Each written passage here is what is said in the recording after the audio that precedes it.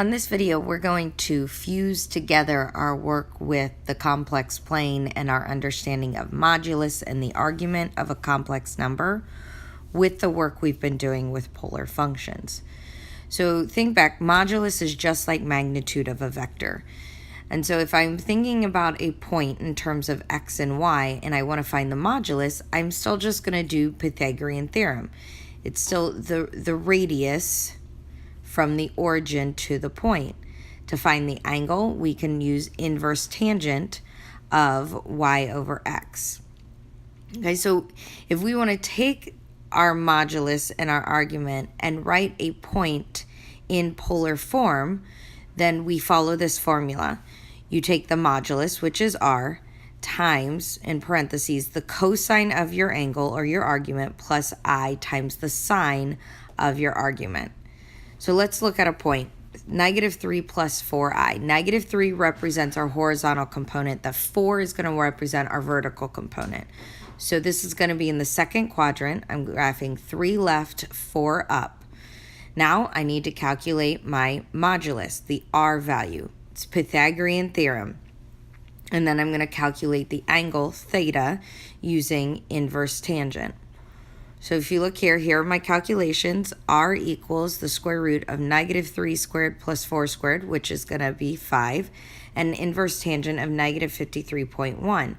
Well, this is in the second quadrant, so I need to add 180 degrees in that to get my final angle of rotation. All right, in complex form, that's going to be 5 times the cosine of 127 plus I times the sine of 127. This is what a complex number will look like in polar form for your final answer. All right, let's try a couple more. So we've got 2 minus 5i. This is now in the fourth quadrant. So I'm going to find the radius and the angle of rotation, which is theta.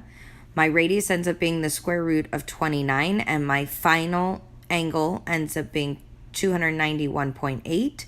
giving me a final polar of the square root of 29 times the cosine of 291.8 degrees plus the sine of 291.8 degrees times I.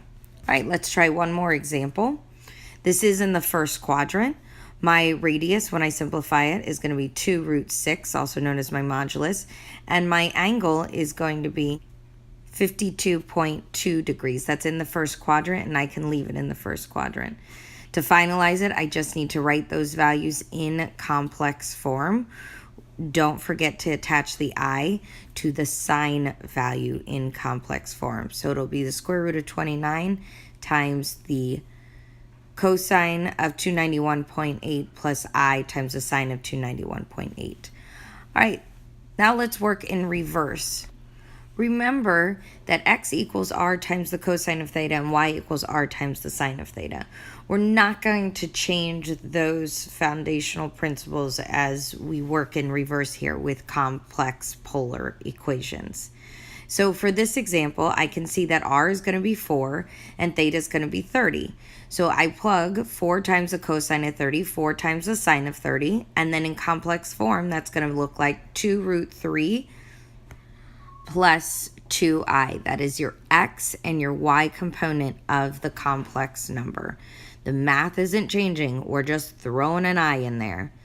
Let's look at another example. The r value is root 2. The theta value is 7 pi over 6.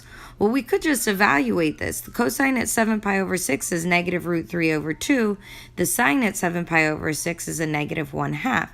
Then I could distribute the modulus or the r value into the parentheses and get negative root 6 over 2. You can multiply the root 2 and the root 3 to get root 6 minus root 2 over 2i. And that would be my final answer on this problem.